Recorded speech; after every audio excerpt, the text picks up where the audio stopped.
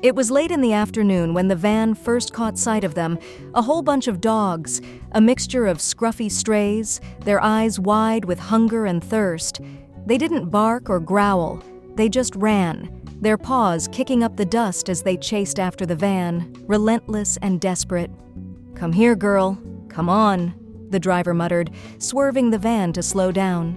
He could see the smaller pups trailing behind their mothers, their bellies swollen with hunger. They were on their way to camp for the night by the beach, a quiet escape. But this was no vacation. Something inside him told him they couldn't just drive away. The dogs weren't being cared for. They were alone, hungry, and probably had been for too long. The van stopped, and the dogs hesitated for just a second before they rushed forward, their thirst outweighing their fear. The driver stepped out, kneeling on the sand, reaching out to the closest one. "You coming with me, girl?" he asked softly, his voice steady despite the chaos of emotions rising inside him. For several days, they stayed. The dogs never strayed far, always near, always in need.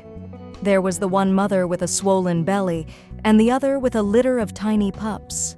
The man fed them, gave them water, and tried to calm their anxiety with soft words and gentle hands.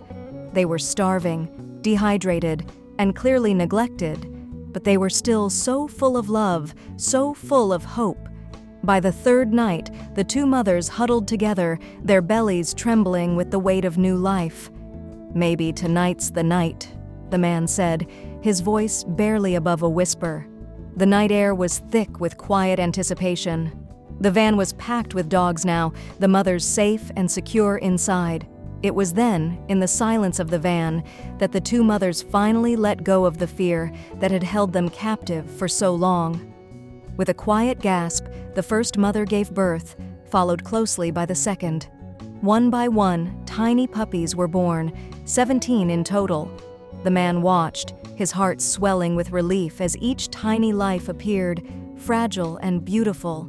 "You did good, Mama," he whispered, feeling an overwhelming sense of peace settle over him.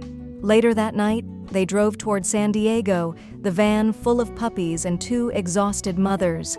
The journey didn't end there, but it was the first step toward their new lives. Months passed, and the dogs were adopted into families who loved them.